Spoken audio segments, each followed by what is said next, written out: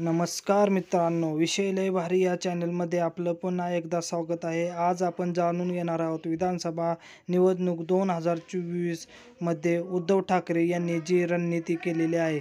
जसे की आपणास माहीत आहे, काँग्रेस व राष्ट्रवादी यांनी सहमतीने विधानसभा 2024 इलेक्शनला उद्धव ठाकरे यांना प्रचार प्रमुख म्हणून जाहीर केलेले आहे।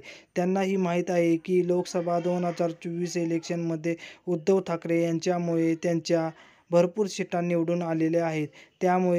त्यामुळे महाविकास आघाडी ही उद्धव ठाकरे यांच्या नेतृत्वात ही इलेक्शन लढवणार आहेत।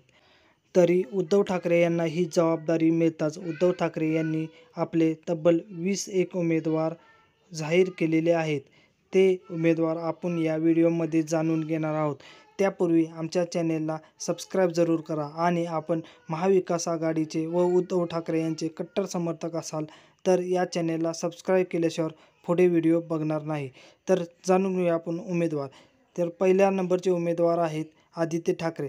आदित्य ठाकरे हे श्री उद्धव ठाकरे यांचे चिरंजीव आहेत व वर्ली विधानसभा मतदारसंघातून गेल्यावेळी भरपूर लीडने निवडून आलेले आहेत। यावेळी त्यांना उमेदवार देण्यात आले जवळपास निश्चित झालेले आहे। दुसरे उमेदवार आहेत नेवासा मतदारसंघातून शंकर गडाख। शंकर गडाख हे गेल्यावेळी अपक्ष निवडणूक लढवली होती। यावेळी त्यांना उद्धव ठाकरे हे शिवसेना पक्षातून चिन्हातून निवडणूक लढवा देणार आहेत। तिसरे कुडाळ मतदारसंघ येथून वैभव नाईक हे निवडणूक लढवणार आहेत। वैभव नाईक हे कट्टर शिवसैनिक आहेत व ज्यावेळी आमदार फुटून गेले त्यावेळी त्यांनी उद्धव ठाकरेंची साथ दिलेली आहे। चौथे आमदार आहेत राजापूरचे मतदारसंघातून राजन साळवी।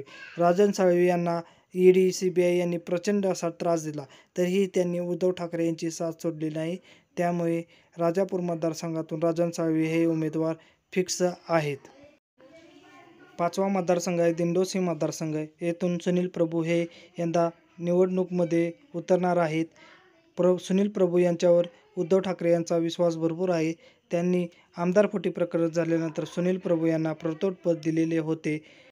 सहावे उमेदवार आहेत अजय चौधरी। अजय चौधरी हे शिवडी मतदारसंघातून यावेळी निवडणूक लढवणार आहेत।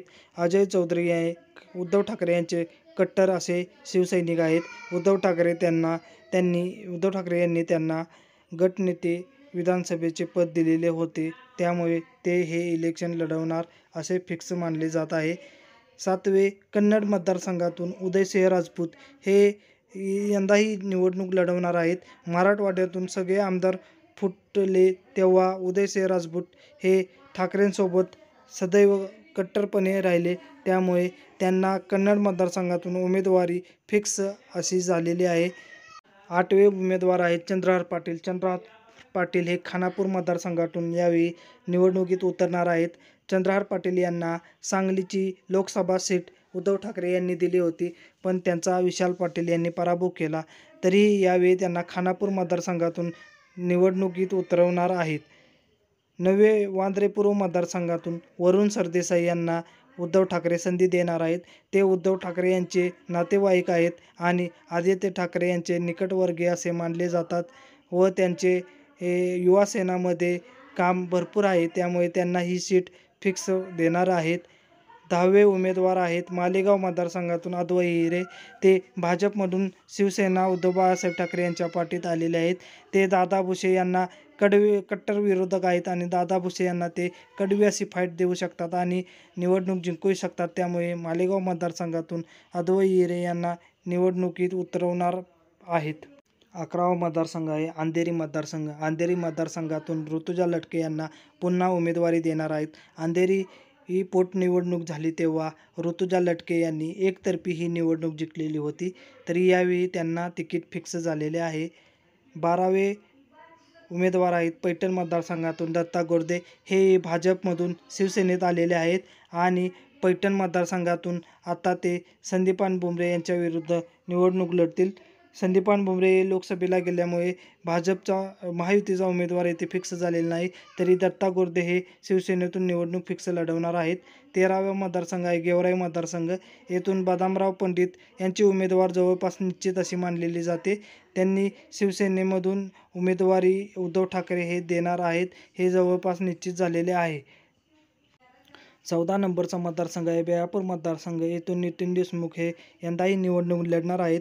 फुटीर आमदार जेव्हा पळून गेले होते तेव्हा नितीन देशमुख हे त्यांच्याबरोबर गेले होते, पण जेव्हा त्यांना माहीत झाले हे उद्धव ठाकरेबरोबर गद्दारी करणार आहेत तेव्हा ते उद्धव ठाकरेबरोबर परत आलेले होते. त्यामुळे त्यांची सीट ही फिक्स मानली जात आहे. 15वा मतदारसंघ आहे परभणी मतदारसंघ. तेथे राहुल पाटील यांना उमेदवारी जवळपास निश्चित झालेली आहे. राहुल पाटील हे उद्धव ठाकरेंबरोबर कट्टर राहिलेले होते आणि परभणीत त्यांचा होल्डही चांगला आहे, त्यामुळे त्यांना उमेदवारी फिक्स मानली जात आहे. त्याच्यानंतर मतदारसंघ येतो 6वा मतदारसंघ गुहागर मतदारसंघ. येथून भास्कर जाधव यांना काय 100% उमेदवारी द्यायला लागणारच आहे उद्धव ठाकरे यांना.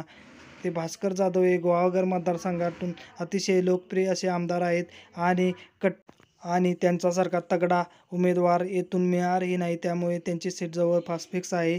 17वा मतदारसंघ आहे भांडूप वेस्ट मतदारसंघ. येथून जुने व कडवट कार्यकर्ते रमेश कोरेगावकर यांना शिवसेना हे उमेदवारी देऊ शकते. तसेच 18वा मतदारसंघ धाराशिव मतदारसंघ. येथे कैलास पाटील हे उमेदवार असणार आहेत. कैलास पाटील हे उद्धव ठाकरे यांच्याबरोबर जेव्हा आमदारांनी गद्दारी केलेली होती तेव्हा तेही त्यांच्याबरोबर गेलेले होते, परंतु ते परत आलेले होते. आणि 19वा मतदारसंघातून गणेश सानप यांना उमेदवारी देण्यात येणार आहे असे जवळपास सूत्रांकडून माहिती मिळत आहे. आणि लास्ट 20वा जो उमेदवार आहे तो विलेपार्ले मतदारसंघातून विनायक राऊत हे असणार आहेत. कारण जरी ते लोकसभा निवडणूक हारलेले आहे तरीसुद्धा ठाकरे यांचा त्यांच्यावर भरपूर असा विश्वास आहे, त्यांच्यामुळे त्यांचे उमेदवार जवळपास निश्चित झालेले आहे. असे हे 20 उमेदवार आहेत. तरी अजून कोणाची उमेदवारी फिक्स होऊ शकते हे कमेंट बॉक्समध्ये कमेंट करा आणि चॅनेलला सबस्क्राईब जरूर करा. जय महाराष्ट्र.